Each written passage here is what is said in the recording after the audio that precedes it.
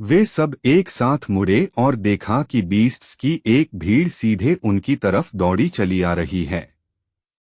Monsters झुंड बनाकर आ रहे हैं, किसी ने चिल्लाया। लेकिन ये साधारण बीस्ट्स नहीं थे। ये विक्टिम्स थे, ऐसे शरीर जिन्हें डार्क कोवेनेंट ने छीनकर भ्रष्ट कर दिया था। जैसे ही वह झुंड उनके करीब पहुंचा और अंधेरे में से एक हाथ उनकी ओर बढ़ा, एक शाही बैंगनी ऑरा फूट पड़ी और सामने आती लहर के खिलाफ एक अटूट बैरियर बन गई। उस शक्ति की लहर अपने रास्ते में आने वाले हर मॉन्स्टर के आर पार चली गई, जैसे कोई साधारण हमला नहीं बल्कि उनकी आत्मा तक पहुंचने वाली पुकार हो। वह ऊर्जा एक साथ सबके भीतर फैल गई, अपने साथ एक ऐसी आवाज लेकर जो उनके टूट चुके शरीरों के भीतर गहराई तक गूंज उठी। हे टेपूस के नागरिकों, जैसे ही उस आवाज ने उन्हें छुआ, कुछ बदल गया। वे बीस्ट्स, वे टूटी हुई प्राणियां जो बहुत पहले खुद को खो चुकी थीं, रोने लगीं। राक्षसी आंखों से आंसू बहने लगे, मानो उनकी खो चुकी इंसानियत का कोई भूला हुआ हिस्सा आखिर छू लिया गया हो। उनके विकृत रूप डगमगाते से लगे, जैसे वे मॉन्स्टर्स जिनमें वे बदल चुके थे, बस एक पल के लिए हट रहे हों और नीचे छिपे इंसान दिख रहे हों। फिर एक साथ बेबस चीखें फूट पड़ी, मुझे बचाओ, मैं बस चाहता हूं कि ये सब खत्म हो जाए। वे गुहारें कच्ची, दर्दभरी और दिल तोड़ देने वाली इंसानी थीं। उस अफरातफरी को चीरती हुई एक ऐसी आवाज आई जिसमें पूर्ण अधिकार था। कृपया हमें बचाइए, मैं तुम्हारे दर्द को समझता हूं, ग्रैंडफेल क्लॉडी आरपीएस रोमियो ने बिना हिचक घोषित किया। अंधकार हमेशा अपने से भी गहरे अंधकार से बंधा होता है।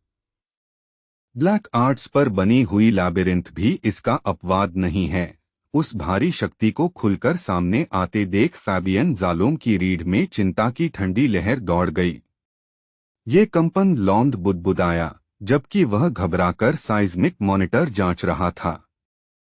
पूरी लैबिरिंथ, ये उस पर प्रतिक्रिया दे रही है। इस एहसास ने तनाव को और भी ऊपर चढ़ा दिया।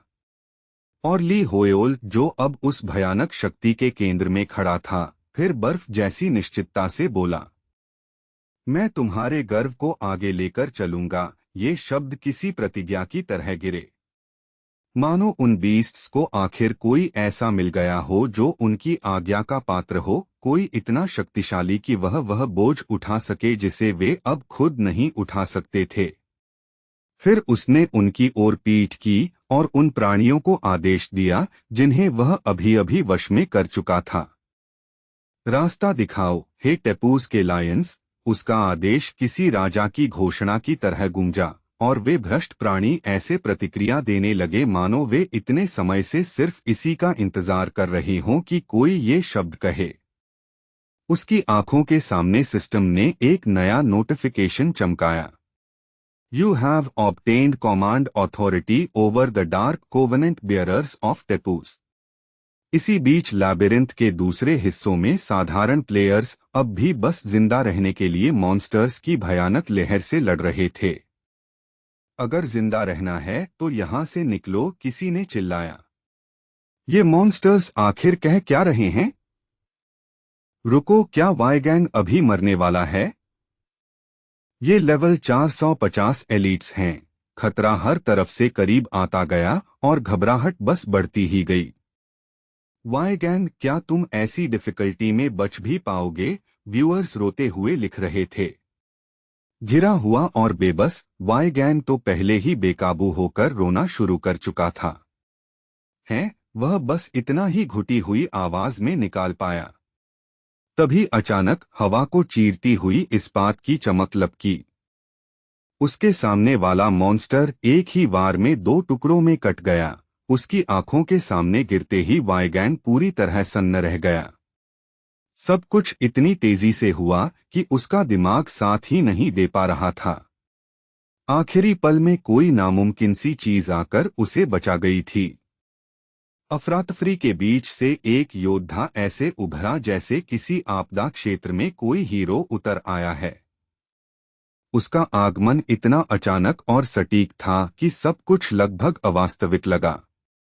तुम ही इस रेड को फिल्म करने वाले स्ट्रीमर हो, सही? उसने पूछा, और उसकी आवाज इस तबाही के बीच भी शांत थी।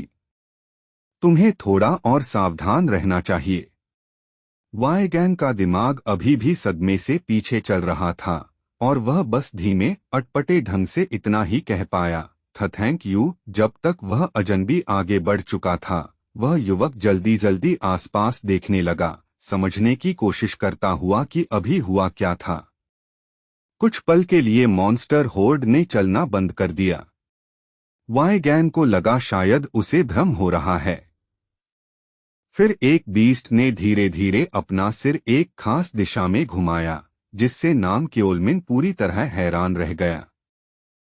अगले ही सेकंड हर एक मॉन्स्टर ने उसी दिशा में अपनी नजर घुमा ली। तभी उसे एहसास हुआ कि कुछ अजीब हो रहा है। उनकी ब्लड लस्ट लगभग पूरी तरह गायब हो चुकी थी। कुछ ही पल पहले तक हवा में भरी किलिंग इंटेंट अचानक गायब थी और उसकी जगह कुछ कहीं ज्यादा बेचैन कर देने वाली चीज ने ले ली थी। वह अब भी उलझन में खड़ा था कि वे सब आखिर जा कहाँ रहे हैं। तभी वाईगैन को सच समझ आ गया। सिर्फ एक ही आदमी था जो बिना अपनी पूरी ताकत दिखाए ऐसे बैटलफील्ड का रुख पलट सकता था। राहत और प्रशंसा के आंसू वाईगैन के चेहरे पर बहने लगे और उसने बिना कुछ छिपाए अपने आइडल की तारीफ कर डाली। ये ली होयोल है। ये जरूर किसी हिडन क्वेस्ट राउट का हिस्सा होगा। अगर हम उन बीस्ट्स का पीछा करें तो शायद डंजियन के कोर तक पहुंच जाएं। जैसे ही वह नाम लिया गया, हर तरफ जिज्ञासा भड़क उठी। सैनिकों और दर्शकों दोनों में उत्साह फैल गया, इस सोच से कि एक बार फिर इस सबके केंद्र में ली होयोल ही है। उनमें से बहुतों के लिए तो लैबिरिंथ क्लियर होने तक बस जिंदा बच जाना ही काफी मुनाफे की बात होती, लेकिन अब उन्हें उससे कहीं बेहतर चीज मिल रही थी, सीधे अबिस के अंदर जाने का मुफ्त रास्ता। ऐसा मौका लगभग अविश्वसनीय लग रहा था। जरा सोचो, नीचे कितने पागलपन वाले एक्सपीरियंस पॉइंट्स इंतजार कर रहे होंगे। ये तो परफेक्ट वायरल कंटेंट है, जैसे live action levelling recap. I love you Lee Hoyolman. जब लोग इस खुलते हुए तमाशे के पीछे भागने के लिए बेचैन हो रहे थे, तभी वह शांत योद्धा जिसने पहले दखल दिया था, बस हल्की सी मुस्कान छोड़ पाया। मैं पहले अंदर जा रहा हूँ, इतना कहकर वे लैबिरिंथ में और गहराई तक उतरने लगे। उनके सामने कोई उजड़ा हुआ दृश्य भी नहीं था, फिर भी माहौल इतना भारी था कि लगता था जैसे हवा खुद उम्मीद से कांप रही हो। ऐसा महसूस हो रहा था जैसे किसी भी पल कुछ विशाल और भुलाए न भूलने वाला सामने आने वाला हो। स्ट्रीमर घबराई हुई उत्तेजना के साथ सबसे आगे बढ़ा, उसकी नजरें हर तरफ भाग रही थीं। अगर किस्मत ने साथ दिया तो शायद वह इस क्वेस्ट को आखिर तक ले जा सके। लेकिन तभी उसी उत्साह के बीच अचानक डर ने उसे जकड़ लिया। वह वहीं ढह गया, उसका पूरा शरीर कांप रहा था और उसने एक कांपती उंगली से आगे के अंधेरे की तरफ इशारा किया। वहाँ देखो, उसने फुसफुसाते हुए कहा, जैसे शब्द निकालना भी मुश्किल हो रहा हो। उसके बगल वाला सैनिक उस कांपती उंगली के पीछे पीछे उसी छायादार दिशा में देखने लगा, और जैसे ही उसने देखा कि वहाँ क्या खड़ा है, उसके चेहरे का सारा रंग उड़ गया और वह लाश की तरह पीला पड़ गया। जैसे ही उन्होंने उस चीज को अपनी तरफ घूरते देखा, दोनों वहीं के वहीं जम गए। उनके दिमाग समझ पाते उससे पहले ही उनके शरीर रुक गए, क्योंकि सामने अंधेरे में एक इतना विशाल और अस्वाभाविक नेत्र लटका हुआ था कि उसने आगे बढ़ने का ख्याल तक पल भर में कुचल दिया। नन्ही, क्या वो सच में एक आंख है? सैनिक ने फुसफुसाकर कहा, उसकी आवाज पतली और कांपती हुई थी। वह बस घूरता ही रह गया, डर और अविश्वास के बीच पूरी तरह जमे हुए, मानो उसका दिमाग अपनी ही आंखों पर भरोसा करने से इनकार कर रहा हो। आखिर वो चीज है क्या? वह आखिरकार बोल पड़ा। अगर वो सिर्फ उसकी आईबॉल है तो फिर उसका बाकी शरीर कितना बड़ा होगा? ये सवाल उसके मुंह से खालिस दहशत में निकला, क्योंकि जवाब की कल्पना ही बहुत भयानक थी। उसके बगल में खड़ी लड़की ने घबराकर अपना डिवाइस निकाला और कांपते हाथों से सिस्टम अपडेट चेक किया। स्क्रीन पर चमकी जानकारी देखते ही उसके चेहरे का रंग उड़ गया और पूरे ग्रुप में फैलता डर अब छिपाए नहीं छिप रहा था। लेवल 900 बॉस, मजाक कर रहे हो क्या? मुझे यहाँ आना ही नहीं चाहिए था। वहीं पर अफरा तफरी मच गई। स्ट्रीमर ने वाई गैंग का कॉलर पकड़ लिया और हालात पूरी तरह हाथ से निकलते जा रहे थे। उसकी आवाज दबाव में टूट रही थी। अरे क्या ये सच में ली होयोल की क्वेस्ट का हिस्सा है? अगर वो मॉन्स्टर्स अभी घूमकर हम सबको काट डालें तो? गले तक चढ़े डर के बीच भी वह बेताबी से समझने की कोशिश कर रहा था कि उसके सामने हो क्या रहा है। रुको, ध्यान से देखो, उसने कहा और उन मॉन्स्टर्स की तरफ इशारा किया जो सब एक ही दिशा में बढ़ रहे थे। भूल भुलिया के हर कोने से बीस्ट्स बिना किसी अपवाद के इकट्ठा हो रहे थे, मानो उन सबको एक ही अदृश्य इच्छा ने पकड़ लिया हो। उनके कदम बिल्कुल एक ही लय में पड़ रहे थे, भारी और पूरी तरह तालमेल में, जैसे वे बेअक्ल जीवों की भीड़ नहीं बल्कि एक ही आदेश के नीचे चलती कोई सेना हो।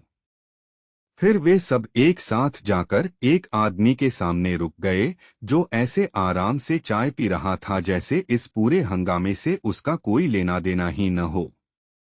वह पूरी भीड़ साफ सुथरी अनुशासित कतारों में खड़ी हो गई और इतनी व्यवस्थित फॉर्मेशन ने उस दृश्य को और भी ज्यादा अवास्तविक बना दिया। वह ली होयोल था।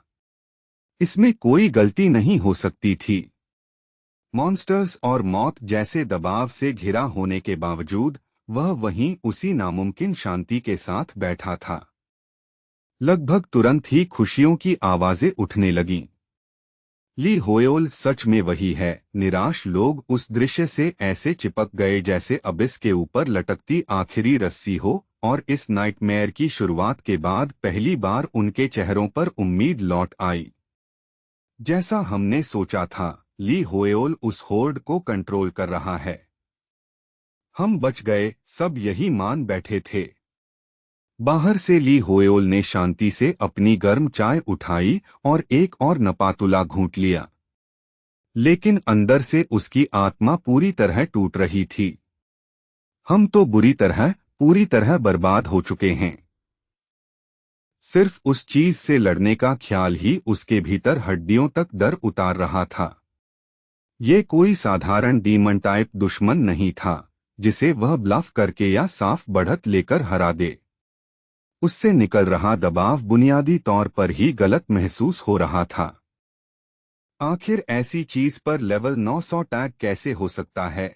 वह अंदर ही अंदर चीखा। मैंने मुश्किल से लेवल 850 फ्लोरोस को हराया था, और वो भी नेचुरल एनिमी बफ की वजह से पूरी फाइट निकल पाई। अंदर से ली होयोल की रूह तूफान में पत्ते की तरह कांप रही थी। ये कोई आम लेवलिंग गेम नहीं है जहां मैं कुछ डोपिंग पोशंस पीकर बेवकूफों की तरह सीधे घुस जाऊं। उसी दौरान फैबियन जालोंग हालात देखने के लिए आगे बढ़ चुका था। अभी के लिए ये डोरमेंट लग रहा है, लेकिन ये साइंस, वह भारी आवाज में बड़बड़ाया। ली होयोल, जो अंदर से अब भी कांप रहा था, सामने मौजूद उस बीस्ट के विशाल आकार, उसकी बनावट और उसकी मौजूदगी को लगातार परखता रहा। नहीं, रुको, उसने बेताबी से सोचा। इतने सारे प्लेयर्स हैं, अगर हम सब मिलकर एक साथ हमला करें तो? तभी एक आवाज ने उसकी बेचैन गणनाओं को काट दिया। ये तो बिल्कुल असली ड्रैगन जैसा दिखता है। ये समझते ही ली होयोल का मन वहीं का वहीं उल्टी करने को हो गया। एक ड्रैगन, फैबियन जालोंग ने धीमी भारी आवाज में कहा। अब उसकी आवाज में कोई अनिश्चितता नहीं थी। वह ऐसे बोल रहा था जैसे उसने सबसे भयावह जवाब की पुष्टि कर दी हो। ड्रैगन्स वे अस्तित्व हैं जिन्हें टावर के मेजेस भी उकसाने से बचते हैं। वे अरकाना के एपेक्स प्रेडेटर्स हैं। फैबियन तेजी से ली होएल की तरफ मुड़ा। अब उसकी बेचैनी साफ दिख रही थी। हमें तुरंत पीछे हटना होगा। यहां जरा भी हिचकिचाने की गुंजाइश नहीं है।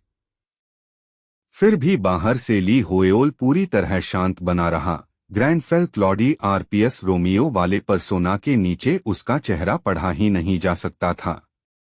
मिस्टर फैबियन, उसने शांत अधिकार के साथ कहा, आपकी आशंकाएं निराधार हैं। ऊपर से कहीं कोई दरार दिखाई नहीं दी। उसी समय उसने सिस्टम विंडो फिर से चेक की। Top 10 mysteries of Tepus's maze. वह टाइटल वहां ऐसे तैर रहा था जैसे याद दिला रहा हो कि हालात चाहे जितने पागलपन भरे लगें, यह जगह अब भी एक क्वेस्ट स्ट्रक्चर का हिस्सा है। अरकाना की महान पहेलियों में से एक।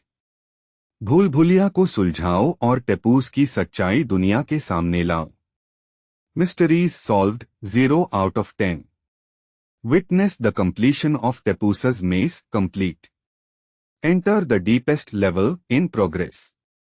Defeat the unawakened entity sleeping at the bottom in progress.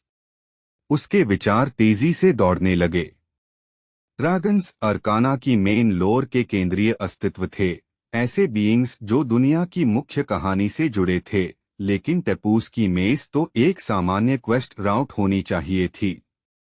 इसका मतलब सिर्फ एक था। चाहे यह कितना भी डरावना दिखे, यह असली नहीं है। ली होएल ने बिल्कुल शांत स्वर में कहा, वह असली ड्रैगन नहीं है, इमुगी। और जैसे ही उसने आंखें सिकोड़कर ज्यादा ध्यान से देखा, उसे पास ही कुछ और छिपा हुआ भी महसूस हुआ। एक और नापसंद मौजूदगी अब उस जगह में घुस आई थी, जो असल में अब उसका इलाका बन चुकी थी। पास ही कहीं एक डीमन है, सिस्टम ने तुरंत प्रतिक्रिया दी। Natural enemy skill activated. वह नोटिफिकेशन इतनी साफ तरह से उभरा कि लगा जैसे किस्मत ने बिल्कुल सही वक्त पर उसके हाथ में एक हथियार पकड़ा दिया हो। एक ही पल में उसके दिमाग में विचारों का पूरा तूफान दौड़ गया। डर, बेतुकापन, अचानक मिला मौका, सब कुछ एक साथ टकराया, और उसी में वह समझ गया कि इस नोटिफिकेशन का असली मतलब क्या है। इस रिफ्ट के अंदर प्लेयर्स के बीच कोई डीमन छिपा है। कमाल है। फिर इस अफरातफरी के बीच भी उसके अंदर लगभग एक मुस्कान उभर आई। लेकिन इसके लिए शुक्रिया। फाइट शुरू होने से पहले ही मुझे पावर बफ मिल गया। शानदार। एकदम फ्री बोनस। सच में धन्यवाद। मेरी किस्मत तो हद से ज्यादा अच्छी निकली। जब बाकी सब डर से जमे खड़े थे, तब उसके भीतर से गहरी काली ऑरा शांत लेकिन दम घोंट देने वाली लहरों में फैलने लगी। अभी तुम्हारी बारी नहीं है, तो चुप रहो और इंतजार करो। ये शब्द ठंडे और तिरस्कार भरे थे, छिपे हुए डीमन की तरफ फेंके गए, बिना किसी और के समझे। वह अपनी सीट से कब उठ खड़ा हुआ, किसी ने देखा ही नहीं। लेकिन अब उसकी चाल में ऐसा घमंडी आत्मविश्वास था, मानो पूरा बैटलफील्ड उसी का हो। अब टेपूस के गर्व के उत्तराधिकारी को देखो। जैसे ही वह उस विशाल आंख के करीब पहुंचा, उसने आवाज ऊंची करके पुकारा, ओ अनअवेकेंड एंटिटी। और उसी उकसावे के साथ इमुगी सचमुच जागना शुरू कर दिया। उसका मुंह फटकर खुल गया, और उसके भीतर ऐसा भयावह अबिस दिखाई दिया जो मांस से ज्यादा सीधे विनाश की तरफ खुलते किसी गड्ढे जैसा लग रहा था। आओ, ली होएल ने भीतर ही भीतर भारी मन से सोचा, दिल भरकर सब कुछ तबाह कर डालो। उस भयावह अस्तित्व का असली आकार अब सच में हिलना शुरू कर चुका था। अनअवेकेंड एंटिटी पर फियर स्टेटस इफेक्ट लागू हुआ। फिर उसके ऊपर एक के बाद एक कई और नेगेटिव स्टेटस इफेक्ट्स चढ़ गए। यह दृश्य देख रहे दोनों सोल्जर्स ने अपनी जिंदगी में कभी ऐसा प्राणी नहीं देखा था, और जैसे जैसे वह राक्षसी शरीर हिलने लगा, उनके चेहरों पर खालिस दहशत छा गई। ये क्या है? ये अचानक हिल क्यों रहा है? वे चिल्ला उठे। उनकी आवाजों से डर छिप ही नहीं पा रहा था। इतने विशाल अस्तित्व को सच में जीवित होते देखना ही उनकी बची खुची हिम्मत तोड़ देने के लिए काफी था। ली होयोल ने आंखें सिकोड़कर सिस्टम इंटरफेस पर ध्यान टिकाया। Status standing by 10,890 contractors of dark Tepus. फिर उसने इकट्ठा हुए मॉन्स्टर्स की तरफ ऐसे देखा मानो अगला कदम उठाने से पहले शिष्टता से उनकी राय पूछ रहा हो। तुम लोग भी लड़ना चाहते हो? उसने पूछा। अंदर से तो वह सच में खुश था, क्योंकि मैं तुम सबको पूरी तरह कंट्रोल नहीं कर सकता और इतनी सारी बॉडीज को माइक्रोमैनेज करने लायक मना भी मेरे पास नहीं है। तो सच कहूं, जो करना है करो। लेकिन जाहिर है उसके मुंह से जो निकला वह उसकी असली सोच से कहीं ज्यादा कूल और कहीं ज्यादा कमांडिंग था। उसने अपनी नजर ऐसे उठाई जैसे कोई शासक सेना को अनुमति दे रहा हो। Fight as you wish. आदेश गिरते ही होर्ड ने तुरंत जवाब दिया। मॉन्स्टर्स एक हिंसक लहर की तरह आगे टूट पड़े और इमुगी पर ऐसे झपटे मानो उन्हें बस इसी अनुमति का इंतजार था कि उस चीज को चीर फाड़ दें। यहां तक कि टेपूस के नागरिक और प्लेयर्स भी इस भिड़ंत में बह गए और उस अराजक हमले में शामिल हो गए। लेकिन जैसे ही फ्रंट लाइंस टकराईं, कुछ मॉन्स्टर्स उसी पल उस जैसे क्रीचर की हरकतों के भारी वजन और हिंसा तले कुचल दिए गए। सिस्टम ने बिना किसी भावना के अपडेट किया। Status standing bye 9,754 contractors remaining. युद्ध के बीच भी इतनी तेजी से गिरती संख्या इस बलिदान की भयावह सच्चाई को साफ महसूस करा रही थी। इमुगी ने एक विनाशकारी ब्रेथ छोड़ी जिसने बैटलफील्ड को किसी प्राकृतिक आपदा की तरह चीर दिया। सिस्टम ने फिर से लॉसेस अपडेट किए, ठंडे और निर्दयी अंदाज में, क्योंकि उस एक हमले ने बची हुई सेनाओं को बुरी तरह घटा दिया। Status standing by 7,551 remaining. सेना तेजी से घट रही थी। Status standing by 5,321 remaining. हर दिशा से चीखें उठने लगीं। मॉन्स्टर्स बॉस पर हमला कर रहे हैं। सोल्जर्स अविश्वास में चिल्लाए और इस अफरातफरी को देखते हुए वे आपस में बहस करने लगे कि अब उन्हें करना क्या चाहिए। ये आपस में क्यों लड़ रहे हैं? इससे फर्क पड़ता है क्या? हमें किसी भी हालत में इस फाइट में शामिल होना होगा। लेकिन ऐसी चीज को रोकोगे कैसे जो सिर्फ हिलने भर से जमीन कुचल दे? जब वे इस तबाही को घूर रहे थे, तभी किसी को अचानक पहले के एक ब्रॉडकास्ट की बात याद आई। रुको, मैंने ये मैजिक सर्कल लाइव स्ट्रीम में देखा है।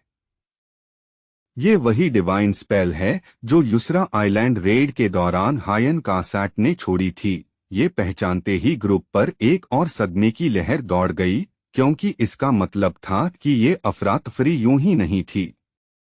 इसका संबंध उस शक्ति से था जिसे वे पहले भी एक बार देख चुके थे। उस सारी पागलपन भरी हालत के बीच सिर्फ ली होयोल ही अड़िग खड़ा था, जैसे तूफान के बीच कोई पहाड़। बाकी सब कुछ हिल रहा था, लेकिन उससे एक अदृश्य, दम घोंट देने वाला दबाव लगातार फैल रहा था। और फिर उसने अपनी अगली कमांड ठंडी स्पष्टता के साथ दी। अगर तुममें से किसी की आत्मा में अब भी गर्व का एक टुकड़ा बाकी है, तो अपने हथियार उठाओ। उसकी आवाज ऊंची नहीं थी, लेकिन उसका असर किसी चीख से भी भारी था। उसमें एक साथ भार, निर्णय और अपेक्षा थी। उन शब्दों ने जमे हुए प्लेयर्स के दिलों पर सीधा वार किया। शर्म और संकल्प तीरों की तरह उन्हें भेद गए, उन्हें लकवे जैसी हालत से बाहर खींचकर उनके शरीरों को फिर से हरकत में ले आए। हिचकिचाहट की जगह कार्रवाई ने ले ली। थकेहारे बचे लोगों के बीच से दृढ़ निश्चय की गर्जनाएं उठीं और वे उस विशाल लक्ष्य इमुगी की ओर टूट पड़े। हम यहाँ खड़े खड़े कोई लाइव एक्शन लेवलिंग नाइटमेयर नहीं देख सकते, किसी ने चिल्लाया, और उस एक चीख ने बाकी सबको भी आगे धकेल दिया। बैटलफील्ड मांस, इस्पात, चीखों और टूटी चट्टानों की एक बेरहम चक्की बन गया। मॉन्स्टर्स और सोल्जर्स पागलपन में एक दूसरे से टकरा रहे थे और लड़ाई ने आसपास की हर चीज को निगल लिया। कुल 4119 शापित आत्माएं टेपूस की अरकाना के एडवेंचरर्स के साथ कंधे से कंधा मिलाकर लड़ी। उस नामुमकिन पल में मृत और जीवित दोनों उस मॉन्स्टर के खिलाफ एक साथ खड़े थे जिसने उन सबको बर्बाद किया था। फिर संख्या एक बार और गिर गई। अब सिर्फ 2847 बचे थे। लड़ाई की कीमत लगातार बढ़ रही थी और हर नया अपडेट इस दृश्य को पहले से ज्यादा निराशाजनक बना रहा था। अचानक अबिस की गहराई से एक आवाज उठी और उस इंसान से फुसफुसाई जो सबसे गहरे अंधकार को धारण किए हुए था। वह आवाज प्राचीन थी, गंभीर थी और अनगिनत खोई हुई जिंदगियों के बोझ से भारी थी। उनके गर्व की पुकार का उत्तर दो, टेपूस के सेवियर। ग्रैंडफेल क्लॉडी आरपीएस रोमियो की आंखें एकदम से खुल गईं, क्योंकि वह प्राचीन इच्छा आगे भी बोलती रही और उसकी मंशा बिल्कुल साफ थी। मैं अपनी सारी शक्ति तुम्हें सौंपता हूँ। मैं तुम्हारा बोझ स्वीकार करता हूँ। जवाब बिना किसी हिचकिचाहट के आया, दृढ़ और पूर्ण, जैसे जीवितों और मृतकों दोनों की ओर से लिया गया कोई प्रण हो। और अगले ही पल पूर्ण अंधकार की एक प्रचंड धारा फूट पड़ी और इमुगी को पूरा निगल गई। उसकी स्केल्स पर ऐसे टूट पड़ी मानो उसे अस्तित्व से मिटाने आई हो। थके हुए प्लेयर्स बस कांपते हुए अविश्वास में देखते रह गए, उनकी आंखों के सामने खुलते उस राक्षसी दृश्य को समझने तक की ताकत उनमें नहीं बची थी। वो आखिर किस तरह का स्केल था? किसी ने सन्न रहकर फुसफुसाया। ये तो समझ से भी परे है। वहां मौजूद कोई भी ठीक से नहीं बता पा रहा था कि उन्होंने अभी क्या देखा, क्योंकि वो किसी आम एबिलिटी जैसा कम और ऐसा ज्यादा लग रहा था जैसे किसी ताकत ने उनकी आंखों के सामने नियम ही बदल दिए हों।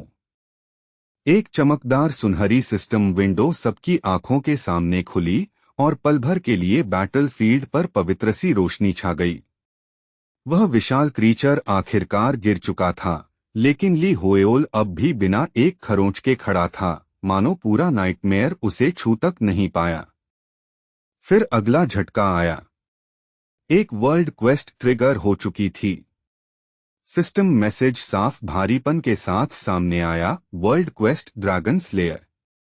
सिर्फ ये शब्द ही लोगों की सांसें रोक देने के लिए काफी थे। जीरो माउंटेन्स की दंतकथा उस व्यक्ति को पुकारती है जो ड्रैगन की जाति का शिकार करता है। Clear notification, you have conquered the Tepus labyrinth rift. बचे हुए लोग उस मैसेज को सुन्न होकर देखते रह गए। उन्हें यकीन ही नहीं हो रहा था कि वे इसे देखने के लिए अब भी जिंदा हैं। उनमें से बहुतों के लिए ये जीत कम, चमत्कार ज्यादा लग रही थी। मुझे तो सच में लगा था कि वो अंधेरा हम सबको निगल जाएगा, किसी ने बुदबुदाया। उसकी आवाज में राहत भी थी और बचा हुआ डर भी। लड़ाई खत्म होने के बाद भी उसका आतंक अब तक उनकी आवाजों से चिपका हुआ था। क्या उसने सच में अकेले ड्रैगन को हरा दिया? दूसरे ने पूछा, और चाहे वह इस दृश्य को मन में कितनी भी बार दोहराता, समझ ही नहीं पा रहा था। उसे जोर से बोल देना भी इसे और अवास्तविक बना रहा था। अपने आसपास फैलती कापती फुसफुसाहटों को नजरअंदाज करते हुए ग्रैंडफेल क्लॉडी आरपीएस रोमियो मुड़ा और बैटलफील्ड के एक ज्यादा सुनसान कोने की तरफ चल पड़ा। उसके कदम नपे-तुले, शांत और गरिमापूर्ण थे, जैसे वह पहले ही उस जीत से आगे बढ़ चुका हो जिसे बाकी लोग कभी भूल नहीं पाएंगे। जैसे ही वह रुककर खड़ा हुआ, उसके सामने एक नया प्रॉम्प्ट उभरा, चुपचाप अगली कमांड का इंतजार करता हुआ। अब सिस्टम भी लगभग सम्मानजनक लग रहा था, मानो उसे समझ आ गया हो कि इस पल का मतलब सिर्फ रिवॉर्ड्स से कहीं ज्यादा है। शुरुआती 10,890 आत्माओं में से अब सिर्फ एक कर्स्ड कॉन्ट्रैक्टर बचा था। जो कुछ भी हो चुका था, उसके बाद यह संख्या असहनीय रूप से भारी लग रही थी, जैसे किसी ऐसी क्रूर बलि का आखिरी टुकड़ा जिसे शब्दों में बयान करना भी मुश्किल हो। ग्रैंडफेल क्लॉडी आरपीएस रोमियो ने गंभीर गरिमा के साथ कहा। उसकी आवाज धीमी लेकिन अडिग थी। अब दुनिया टिपूस के महान बलिदान को जान चुकी है। उन शब्दों में कोई व्यंग्य नहीं था, बस स्वीकार था, और वह शांत सम्मान जो मृतकों का हक होता है।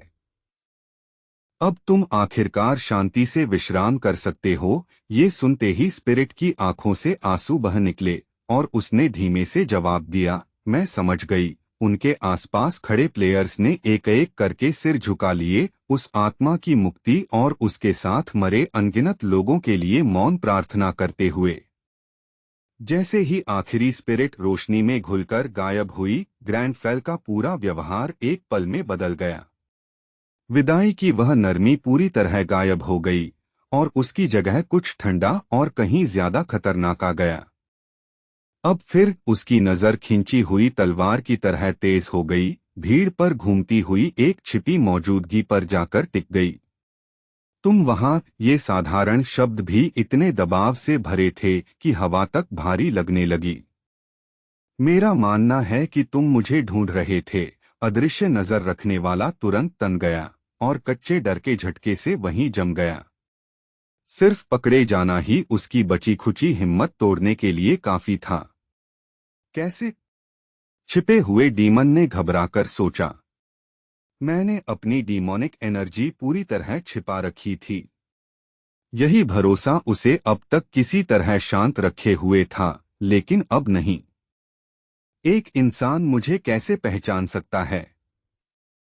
वह यहाँ सिर्फ उस इंसान का मजाक उड़ाने आया था जिसके बारे में अफवाह थी कि उसने डीमन किंग को मार गिराया है, और उसे यकीन था कि कहानी बढ़ा चढ़ाकर कही गई होगी। उसे लगा था कोई फ्रॉड मिलेगा या ज्यादा से ज्यादा कोई खतरनाक नौसिखिया, लेकिन ये नहीं। मैंने सोचा था वो बस एक लकी ब्रैट है। मैं तो उसका शरीर लेने वाला था जब वो कमजोर हो जाता। लेकिन उसके सामने खड़ी सच्चाई कहीं ज्यादा भयानक थी। इस मॉन्स्टर ने ड्रैगन क्लास चीज को ऐसे काट डाला जैसे कुछ था ही नहीं। उसका सारा पुराना घमंड अब पूरी तरह गायब हो चुका था।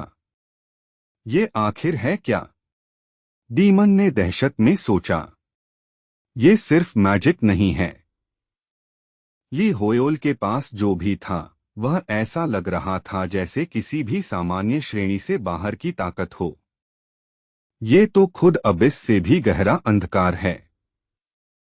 ये एहसास उसे सहज प्रवृत्ति जैसी ठंडी निश्चितता के साथ लगा, और उसकी वही प्रवृत्ति बस एक ही बात चीख रही थी, भागो। मैं एक हाई रैंकिंग डीमन हूं और मैं कांप रहा हूं। यह ख्याल उसके लिए अपमानजनक था, लेकिन डर ने उसके गर्व को पूरी तरह दबा दिया। वह तुरंत मुड़ा और अंधी घबराहट में भागने की कोशिश करने लगा, अपना बचाखुचा संयम भी छोड़कर। पास के प्लेयर्स ने उसे सामने आते देखा तो हाफ उठे। क्या वो कोई और मॉन्स्टर है? वे फिर से चीख पड़े, क्योंकि उन्हें अभी तक पता भी नहीं था कि यह खतरा यहाँ मौजूद है। अगर मैं अभी नहीं भागा तो मैं मिटा दिया जाऊंगा, डीमन ने समझ लिया। लेकिन वह दूर निकल पाता उससे पहले ही ग्रैंडफेल क्लॉडी आरपीएस रोमियो उसके रास्ते में ऐसे आ खड़ा हुआ जैसे कहीं से मौत खुद सामने आ गई हो, और एक ही पल में उसके भागने का हर रास्ता बंद हो गया। एक सिस्टम मैसेज उभरा, ठंडा और अंतिम, जिसने डीमन की किस्मत उसके विरोध करने से पहले ही तय कर दी।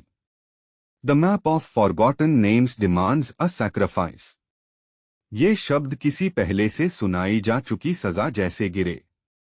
जैसे ही उसके चारों ओर रिचुअल शुरू हुआ, डीमन ने एक कच्ची, बेबस चीख निकाली। घबराहट से उसका चेहरा मरोड़ खा गया, और पहली बार उसे पूरी साफी से समझ आ गया कि अब न कोई लूपहोल बचेगा, न कोई दया मिलेगी। Skill activated exorcism ritual. मुझसे दूर रहो, डीमन चीखा, बेतहाशा छटपटाते हुए, जबकि शक्ति उस पर पकड़ बना रही थी।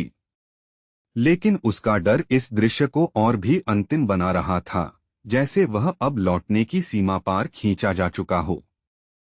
उधर बहुत दूर गिल्ड के हेडक्वार्टर्स में कमरे का माहौल एक बिल्कुल अलग तरह के तनाव से भरा हुआ था। वहां की हवा बेचैनी से भारी थी, क्योंकि अधिकारी रिफ्ट से आई इस नामुमकिन खबर को समझने के लिए इकट्ठा हुए थे। देरी के लिए क्षमा करें। 7 ब्रांच मैनेजर्स की इमरजेंसी मीटिंग अब शुरू होती है। आइए रिफ्ट में देखी गई अनोमली पर चर्चा करें। यह औपचारिक शुरुआत भी बोलने वाले की आवाज का तनाव छिपा नहीं पाई। वहां मौजूद हर व्यक्ति जानता था कि यह कोई साधारण बैठक नहीं है। उसका स्केल, स्ट्रक्चर, मना डेंसिटी, हर संकेत एक ही नतीजे की तरफ इशारा करता है। यहां तक कि गेम डिजाइनर्स ने भी इसे मान लिया है। लेकिन ड्रैगन लॉर्ड तो अब भी जीरो माउंटेन्स की चोटी पर डोरमेंट होना चाहिए। फिर लो लेवल डंजियन के अंदर ऐसी चीज कैसे दिखाई दे सकती है? यह सवाल कमरे पर तूफानी बादल की तरह छा गया। कोरियन ब्रांच मैनेजर ने बोलने से पहले धीरे से अपना चश्मा ठीक किया। मुझे नहीं लगता कि वहां जो प्रकट हुआ था वह असली ड्रैगन था। उसका लहजा सावधान था, लेकिन पक्का, जैसे वह इसके नतीजों पर पहले ही सोच चुका हो। पूरब में एक पुरानी कथा है, उसने आगे कहा, एक ऐसे सरपेंट की जो ऊपर उठने में असफल रहा। कमरे में और भी गहरी खामोशी छा गई, क्योंकि सब ध्यान से सुन रहे थे। हम ऐसे अस्तित्व को इमुगी कहते हैं। इस नाम में खुद एक अजीब वजन था, और जैसे ही यह बोला गया, पूरी घटना एक साथ थोड़ी समझ आने लगी, और फिर भी कहीं ज्यादा असहज कर देने वाली लगी। तो आपका निष्कर्ष ये है कि हमने जो देखा वह सिर्फ एक डिग्रेडेड फॉर्म था, एक असफल एवोल्यूशन, असली ड्रैगन नहीं? मैनेजर्स में से एक ने पूछा, कोशिश करते हुए कि इस थ्योरी को किसी संभालने लायक रूप में बांधा जा सके। बिल्कुल, जवाब आया। यह ओरिजिनल कोड के बाहर मौजूद एक वेरिएंट है, लेकिन इसका थ्रेट लेवल अब भी विनाशकारी है। अरकाना को अब सिर्फ एक गेम की तरह नहीं लिया जा सकता। यह बात पूरे कमरे पर भारी होकर बैठ गई, क्योंकि वहां मौजूद हर व्यक्ति जानता था कि यह सच है। जीरो माउंटेन्स के रहस्य ही कुंजी हैं, उन्होंने निष्कर्ष निकाला जब वे टेपूस लैबिरिंथ रेड से मिले डेटा की समीक्षा जारी रखे हुए थे। हर सबूत किसी और भी बड़े रहस्य की तरफ इशारा कर रहा था, जो अब भी परछाइयों में छिपा बैठा था। ज्यादा देर नहीं लगी कि दुनिया की बड़ी ताकतों के बीच एक मोटा मोटा कंसेंसस बन गया। फिर ब्रेकिंग न्यूज जंगल की आग की तरह इंटरनेट पर फैल गई। क्या उस रेड में मौजूद हर किसी को सच में वर्ल्ड क्लास क्वेस्ट मिली है? लोग अविश्वास में यही पूछते रह गए, और किसी और चीज की बात ही नहीं हो रही थी। ये कंफर्म हो चुका है, ली होएल ने इसे ट्रिगर किया। यह बात कुछ ही मिनटों में हर तरफ फैल गई। अब ये बस कोई फ्लैशी लेवलिंग रिकैप नहीं रह गया।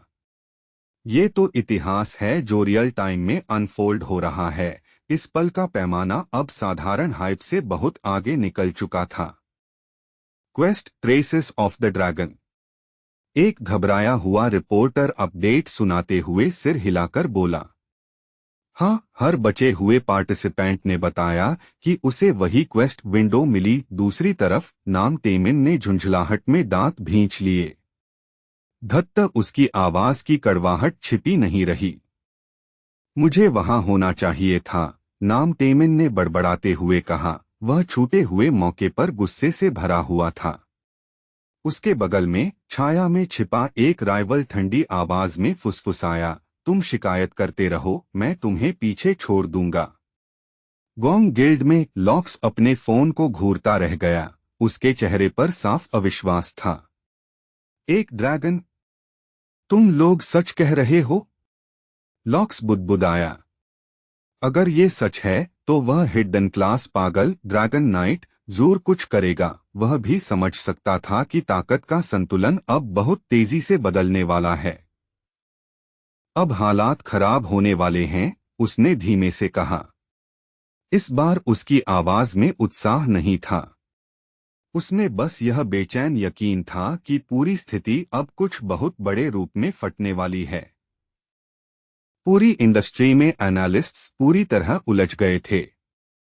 वे रिपोर्ट्स को जितना ज्यादा देखते, यह घटना उतनी ही कम किसी सामान्य ढांचे में फिट बैठती दिखाई देती।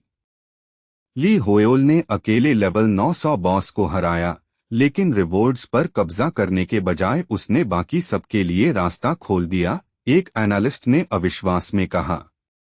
अब तो हालत ये है कि वह प्रैक्टिकली पूरे प्लेयर बेस को अपनी पीठ पर उठाए हुए है। सुनने में यह बेतुका लग रहा था, लेकिन सबूतों से कोई इनकार नहीं कर सकता था। मैं साफ कहूंगा, एक दूसरे कमेंटेटर ने कहा। प्लेयर ली होयोल हमारी अंधेरी दुनिया में एक लाइट हाउस बन चुका है। किसी और हालात में यह तुलना बढ़ा चढ़ाकर कही गई लगती, लेकिन अब यह चुभने वाली हद तक सही लग रही थी। एक अकेली चमक जो अनंत अबिस को चीर रही है। ये शब्द बहुत तेजी से फैल गए और फिर नेटिजन्स ने फोरम्स को तारीफ, थ्योरीज और खुली पूजा जैसी बातों से भर दिया। पोस्ट पर पोस्ट एक ही बात दोहरा रही थी, वही असली प्रोटैगनिस्ट है। मैंने तो रिफ्ट सिर्फ उसके राउट की वजह से क्लियर किया। रुको, लेकिन अंदर हुआ क्या था? नो कमेंट, यही सामान्य जवाब बन गया था उन सर्वाइवर्स का, जो उस पूरी भयावहता को शब्दों में डालने के लिए अब भी बहुत ज्यादा टूटे हुए थे। इसी बीच ट्रेसेस ऑफ द ड्रैगन की चर्चा पूरी कम्युनिटी में आग की तरह फैल गई, काम की क्वेस्ट्स की सूखी दुनिया में एकमात्र चमकती डोर की तरह। हिडन ड्रैगन नाइट क्लास की अफवाहें एक आर्टिकल से दूसरे आर्टिकल तक घूमती रहीं। और जब गो इंजुमा बर्क वापस जॉइंट ट्रेनिंग सेशन में लौटा, न्यूज में अपने अवतार को grand fail Claude RPS Romeo की तस्वीर के साथ हर ब्रेकिंग हेडलाइन पर चिपका हुआ घूरते हुए, तब ली होयोल खुद बेकाबू होकर कांप रहा था। बस करो, उसकी अंदरूनी आवाज चीख उठी।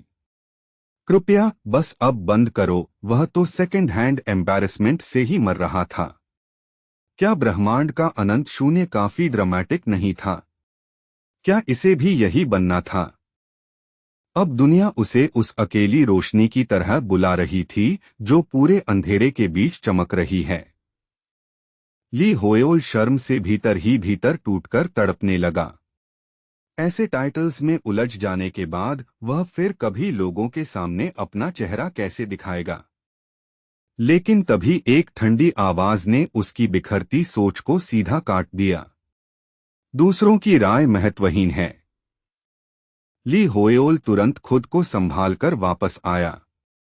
सही बात। असल में मायने तो उसके सामने मौजूद सिस्टम विंडो का था। ठीक उसी समय एक असली वर्ल्ड क्वेस्ट प्रकट हुई और उसकी आंखों के सामने नया नोटिफिकेशन चमक उठा। World quest dragon slayer. Dragon mountain की दंतकथा उस व्यक्ति को पुकारती है जिसने ईविल ड्रैगन को हराया। तुम्हें जीरो माउंटेन्स की चोटी पर कदम रखना होगा। जहां तक वह समझ पा रहा था, बाकी प्लेयर्स को सिर्फ traces of the dragon quest ही मिली थी। अब यह बात पूरी तरह साफ थी। अब इसमें कोई शक नहीं था, उसने ड्रैगन स्लेयर क्वेस्ट सिर्फ इसलिए अनलॉक की थी क्योंकि उसकी डैमेज कंट्रीब्यूशन बाकी सबसे बिल्कुल अलग स्तर की थी। और जब उसने ड्रैगन डीमन वॉर से बची सीखों को याद किया, तो नतीजा बिल्कुल साफ था। ऐसी क्रीचर जो तबाही मचा सकती थी, वह सिर्फ खतरनाक नहीं थी, वह ऐसी विनाशकारी चीज थी जो सब कुछ बर्बाद कर सकती थी। इतनी पूर्ण शक्ति वाली महान मैजिक टावर भी ड्रैगन जैसे अमर अस्तित्व के सामने टिकने की उम्मीद नहीं कर सकती थी। हर व्यावहारिक मायने में ड्रैगन्स ही आखिरी नाइटमेयर थे, ऐसे अस्तित्व जो असली एंड गेम को दिखाते थे। ली होयोल की समझ के मुताबिक जीरो माउंटेन्स, जहां ड्रैगन्स अपना बसेरा बनाते थे, आना के ऊपर ऐसे उठते थे जैसे आसमान को छूती कोई राक्षसी स्काईस्क्रेपर हो। आम प्लेयर्स के लिए उस जगह पर कदम रखने का सपना देखना भी मजाक जैसा था। सिर्फ यह सोच ही उसके चेहरे पर डर फैला देने के लिए काफी थी। बस कल्पना भर से उसका सिर चकराने लगा।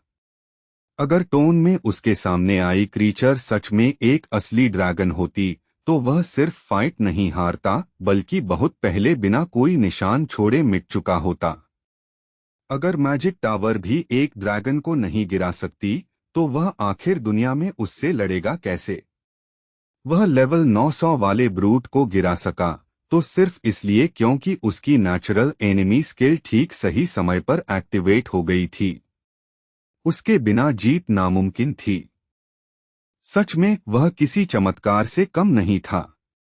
इसी वजह से ली होयोल ने खुद को जबरदस्ती शांत रखा और अपनी सांसों को काबू में किया। अब चाहे जो हो, घबराने से कुछ नहीं होगा। अब समय था कि वह ठीक से बैठकर लूट देखे। उसे जो रिवॉर्ड मिला था वह था fang of the earth dragon. Rarity unique. Required level 800। Effect none. Earth dragon के फैंग से बनी एक तलवार, ऐसा हथियार जिसके बारे में कहा जाता था कि उसमें बेमिसाल डिस्ट्रक्टिव पावर है। ऐसी कच्ची ताकत जो अपने रास्ते में आने वाली लगभग हर चीज को चूर कर सकती है।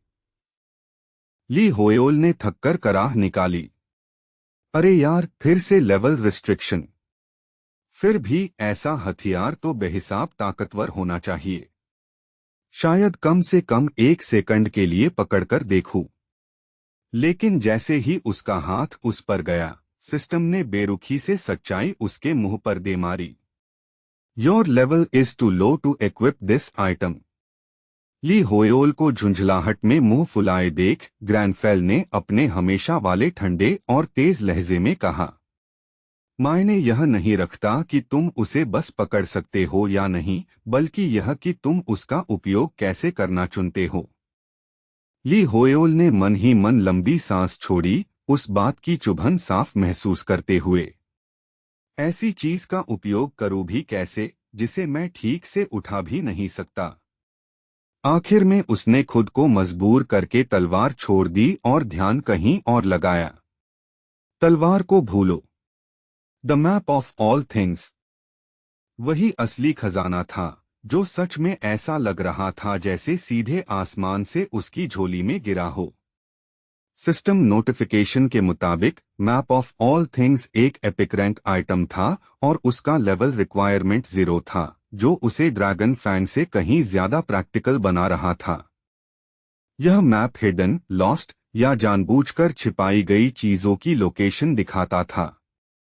इसके अलावा यह यूजर को उन जगहों में से किसी एक पर सिर्फ एक बार टेलीपोर्ट करने की इजाजत भी देता था। लेकिन इसकी शर्त बड़ी बेरहम थी। जिस पल टेलीपोर्टेशन फंक्शन इस्तेमाल होता, उसके बाकी सारे इफेक्ट्स उसी समय गायब हो जाते। फिर भी उसके मन में हल्की मुस्कान फैल गई। तो मतलब मैं रेयर हर्ब्स, हिडन आर्टिफैक्ट्स या बेसिकली जो चाहूं वह आइटम ढूंढ सकता हूं। पहले मुझे क्या ढूंढना चाहिए? ली होयोल ने अपने ऑप्शंस बहुत ध्यान से सोचे। भूल-भुलैया क्लियर करते हुए वह काफी कुछ पा चुका था, जिसमें पूरे 15 लेवल अप्स भी शामिल थे, इसलिए अब उसके पास पहले से ज्यादा स्ट्रैटेजिक तरीके से सोचने की गुंजाइश थी। स्टैट मेन्यू में स्ट्रेंथ, एजिलिटी, मैजिक और लक थे। शुरुआत में जवाब साफ लग रहा था। मुझे शायद सारे पॉइंट्स सीधे मैजिक में डाल देने चाहिए। लेकिन थोड़ी देर घूरने के बाद उसने अपना एक छोटा, शांत फैसला लिया। मैं लक में सिर्फ 1 पॉइंट डालूंगा।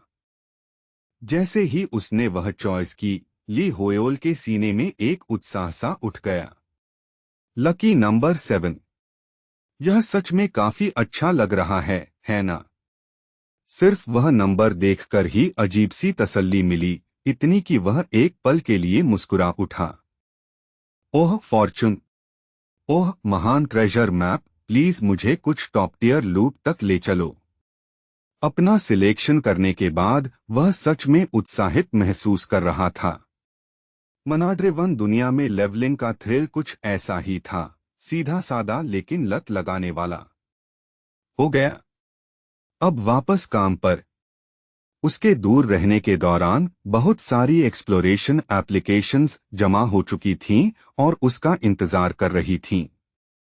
लेकिन जैसे ही ग्रैनफेल की नजर एक खास फाइल पर पड़ी, उसका पूरा चेहरा ठहर गया। एक ऐसे कमरे में जहां माहौल पहले ही उदासी से भारी था, जहां हवा तक फीकी और बेजान लग रही थी, उस डॉक्यूमेंट में कुछ ऐसा था जो तुरंत अलग दिखने लगा। मार्सेलो अपनी ही हथेली को घूर रहा था। उसका चेहरा पीला पड़ चुका था और रंग उड़ा हुआ था। वह साफ तौर पर घबराया हुआ था, हालांकि वह उसे खुलकर दिखाने की कोशिश नहीं कर रहा था। और जब उसने आखिरकार बात की, उसकी आवाज मुश्किल से दबाई गई बेचैनी से कांप रही थी। अरे, लगता है कि उसके पास सच में बहुत कम समय बचा है, मैजिक ओब ने उसे शांत करने वाले लहजे में कहा। फिर भी मैजिक टावर ठीक रहेगी। आर्चमेज ली होएल पहले ही शानदार काम कर रहा है। वह उस रिसर्च को आगे बढ़ाएगा जिसे हम कभी साथ में परस्यू करते थे, और बिना हिचक के उसकी तारीफ करता रहा। सच कहूँ तो उसके बारे में मेरी पहली इंप्रेशन काफी चौंकाने वाली थी, मेरी उम्मीद से कहीं ज्यादा। आर्चमेज मार्सेलो, अभी जो डिटेक्शन स्पेल उसने कास्ट किया, वह भी फ्लॉलेस था। उसमें एक भी बेकार हरकत नहीं थी, एक भी अननेसेसरी मूवमेंट नहीं। आप क्या सोचते हैं? ओर्ब ने धीरे से दबाव डाला, मानो उसे हौसला देने की कोशिश कर रहा हो। अब जब वह यहाँ है, तो श्योरली आप आखिरकार चैन से रह सकते हैं। लेकिन तब भी मार्सेलो पूरी तरह छोड़ नहीं पा रहा था। उसके भीतर कहीं गहरी एक हल्की हिचक अब भी बची हुई थी, जिद्दी और अनसुलझी। बस एक चीज है, उसने आखिरकार मान लिया। इस दुनिया से जाने से पहले टावर मास्टर को आखिरी बार देखे बिना। यही एक पछतावा है जो अब भी मेरे अंदर बाकी है। उसकी आवाज शांत थी, लेकिन उसके नीचे छिपा दुख साफ महसूस हो रहा था। बाहर हॉलवे में साई उसे देखकर चौंक गई जब उसने ली होएल को अपनी तरफ आते देखा, और उसकी चाल इतनी तेज थी कि साफ पता चल रहा था कुछ गड़बड़ है। उसका चेहरा सख्त था, और उसकी रफ्तार इतनी अर्जेंट थी कि उसे नजरअंदाज नहीं किया जा सकता था। उसने आदत के मुताबिक गर्मजोशी से अभिवादन किया। ग्रीटिंग्स आर्चमेज ली होएल, लेकिन वह बिना जरा भी धीमा हुए उसके पास से निकल गया।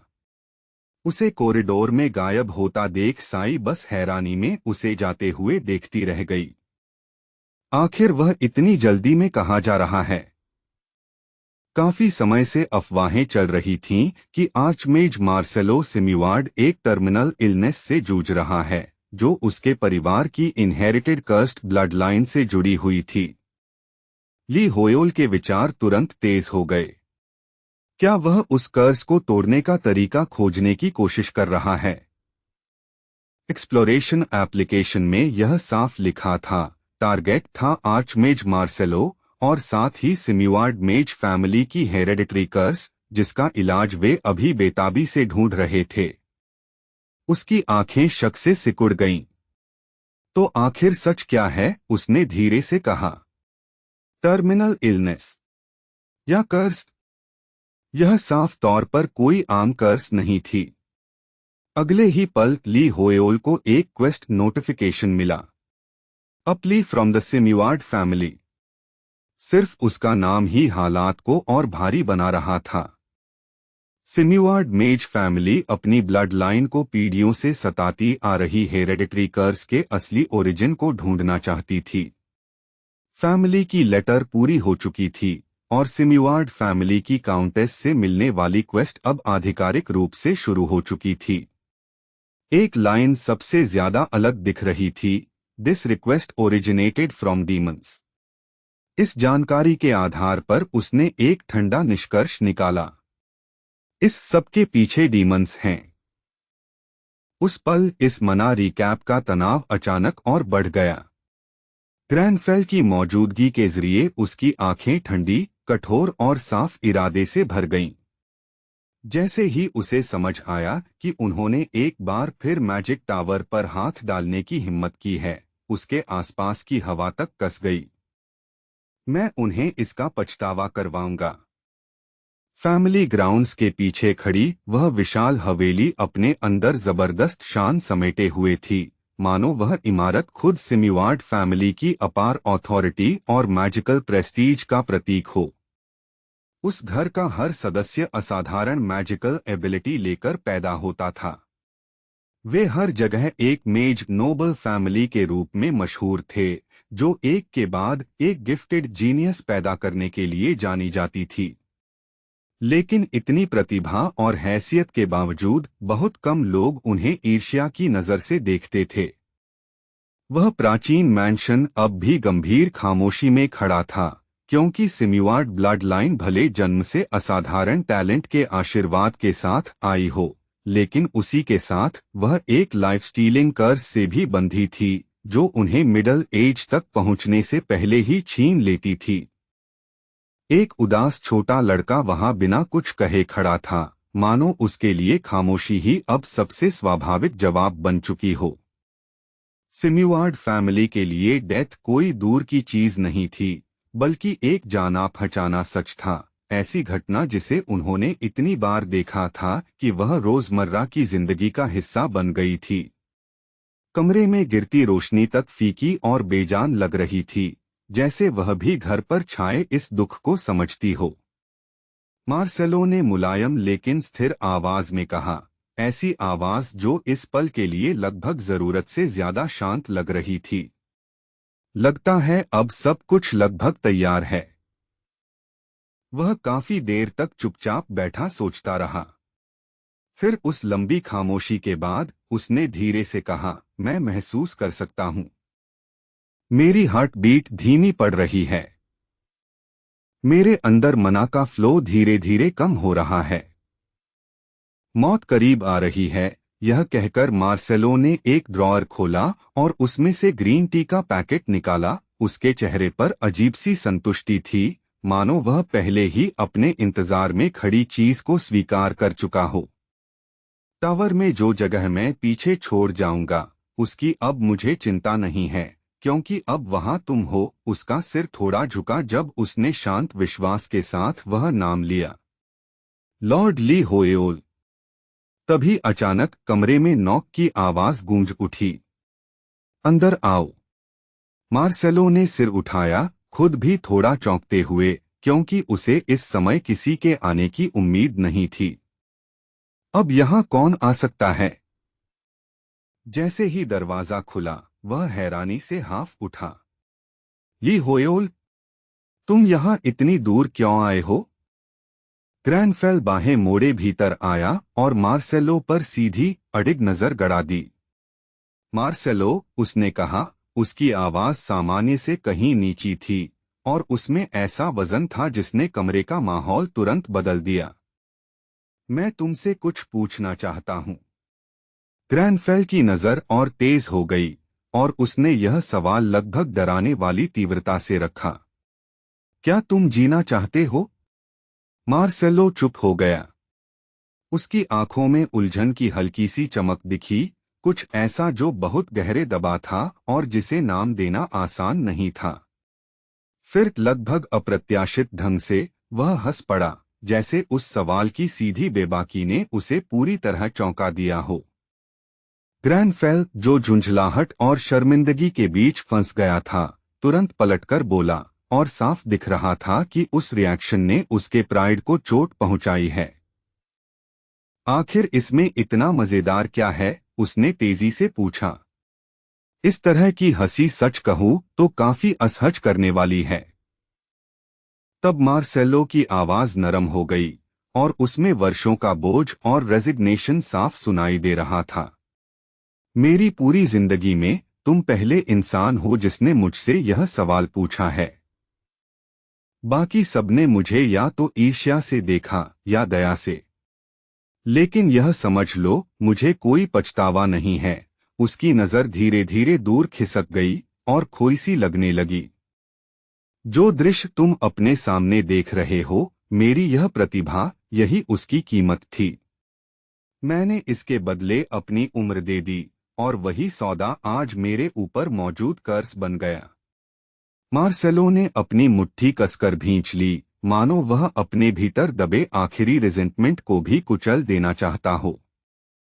मुझे लगा था कि मैंने दुनिया से जुड़े अपने हर आखिरी लगाव को काट दिया है। उसकी आवाज फुसफुसाहट में बदल गई, धीमी और भारी। और फिर भी तुम्हारे सवाल ने मेरे भीतर कुछ ऐसा जगा दिया जिसे मैं बहुत पहले खो चुका समझता था। उसने धीरे से सिर घुमाया और उसकी आंखों में ऐसी कच्ची, बेबस सच्चाई जल रही थी जिसे अब छिपाया नहीं जा सकता था। मैं जीना चाहता हूँ, ये 4 सीधे शब्द ग्रैंडफेल के दिल में गहरे दबे एक पुराने एहसास को झकझोर गए।